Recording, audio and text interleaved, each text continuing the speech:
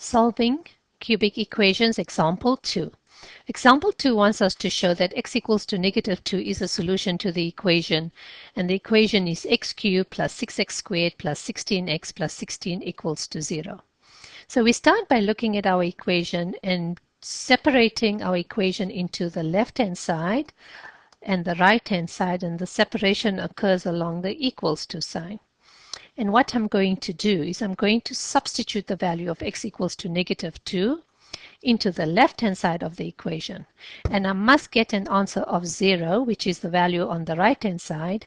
And if I get this, then I know that x equals to -2 is a solution to this equation. So let's start by writing down our equation.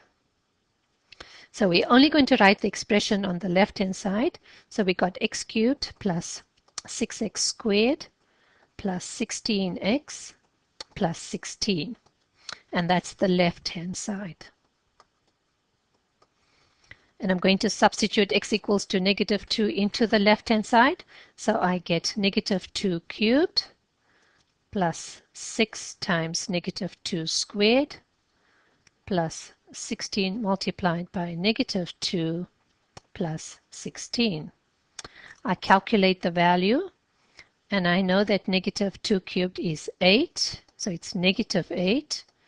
-2 squared is 4. 4 times 6 is 24, minus 32 plus 16, and this gives me a value of 0, which is what's on the right-hand side.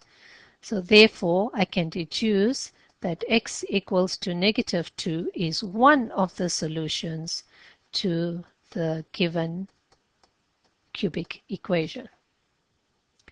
In the next part of example 2, we are asked to find the other two solutions, knowing that x equals to -2 is one of the solutions to this cubic equation. So I write on my cubic expressions, I got x cubed plus 6x squared plus 16x plus 16. I know that if x equals to -2 is a solution, and if I take -2 across and I write it as x plus 2 equals to 0, then x plus 2 is one of the factors. So I need to find the other factors. And since I'm solving a cubic equation, I will have 3 solutions. So I need to find the other factors, and that will give me the other solutions. And I'm going to do this by a method called inspection. With the inspection method, I'm going to focus on the first term, which is 1x cubed, and then I'm going to focus on the constant. So we're going to apply the distributive rule. So we ask ourselves, x times what gives me x cubed? I know it's x times x squared.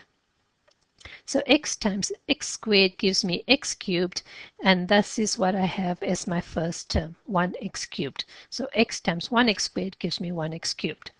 I do the same for my constant. I must get to a value of 16.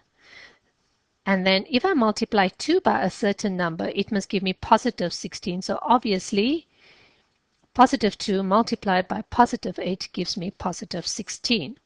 So I see that in the second bracket, I have a quadratic expression. And my general form of my quadratic expression is ax squared plus bx plus c. So I have the value of ax squared, I have 1x squared. I have my value of c, I have positive 8. I need to find the middle term. And in my expression, I'm going to write the middle term as kx, but you could write it as bx too if you prefer. I now need to find the value of the coefficient of x, and I'm going to continue using this inspection method to find the value of k. I now look at the right-hand side expression, and I concentrate now on the middle two terms and choose one of them. I'm going to choose 6x squared, but you could try this method using 16x. And on the right-hand side, I am going to apply the distributive law, but I'm going to find all the terms that give me the coefficient of x squared. So in my first bracket, I have the factor x plus 2. and the first term is x. So I ask myself, what must x be multiplied by to give me the variable x squared? So I want all terms that has the variable x squared. So I see that if I multiply x with kx, I will get kx squared. And because if I multiply x with x squared, I would get x cubed, and if I multiply x with the constant 8, I would get 8x. So the only term that gives me x squared is when I multiply x times kx. I now repeat this process with the number 2. So 2 must be multiplied by one of the terms in the second bracket to give me the variable x squared. So 2 times x squared gives me 2x squared.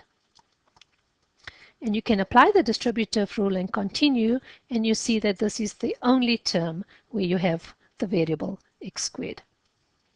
So now I ignore the variables and just focus on the coefficients. So I got 6 equals to k plus 2, and if I want to solve for k, I see that k equals to positive 4.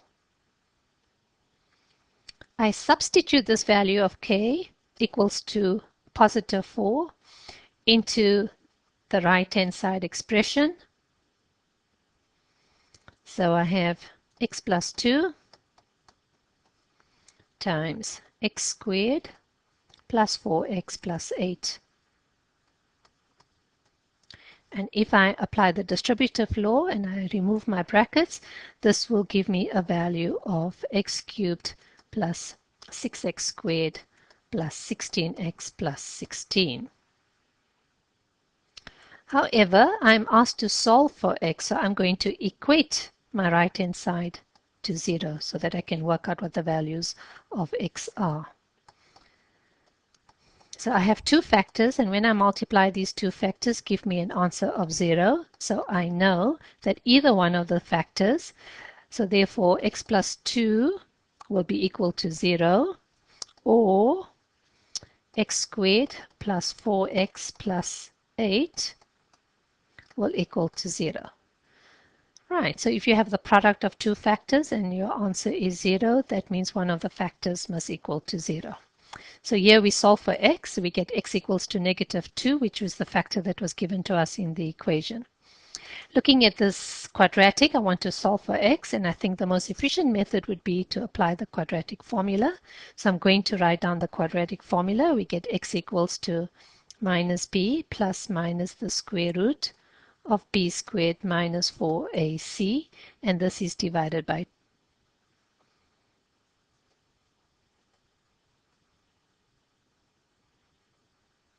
So we need to substitute the values into the quadratic formula. So a is the coefficient of x squared, and it has a value of 1. b is the coefficient of x, which has a value of 4, and c is your constant. So I substitute these values. I get x equals to minus 4 plus minus the square root of b squared, which is 4 squared, which is 16. Minus 4 times 8 times c is going to be 4 times 1 times 8, which is 32. And this is divided by 2 times 1, which is 2. This is further simplified as x equals to negative 4 plus minus 16 subtract 32 is negative 16, and this is divided by 2. Now let's look at the square root of negative 16. I'm going to work on the side of the page just with the square root of negative 16, and I see that the square root of negative 16 is written as the square root of 16 multiplied by negative 1. So the square root of 16 is 4, the square root of negative 1 is I, and so that value is 4i. So I substitute it into here. So x is minus 4 plus minus the square root, sorry, not the square root, plus or minus 4i all over 2. One more step. We see that we have a highest common factor of 2 in the numerator. So let's take it out. Actually, the highest common factor is 4, but I'm only going to take out 2 because I want it to divide into the denominator.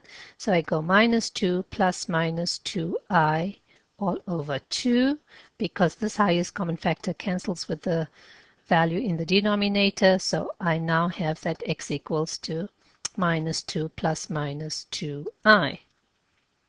So to summarize, the given cubic equation has got three roots. We got x equals to negative 2, or x equals to negative 2 plus 2i, a complex root, or x equals to negative 2 minus 2i, my second complex root. Remember, when we have complex roots, they always occur in pairs, and we call them complex conjugates.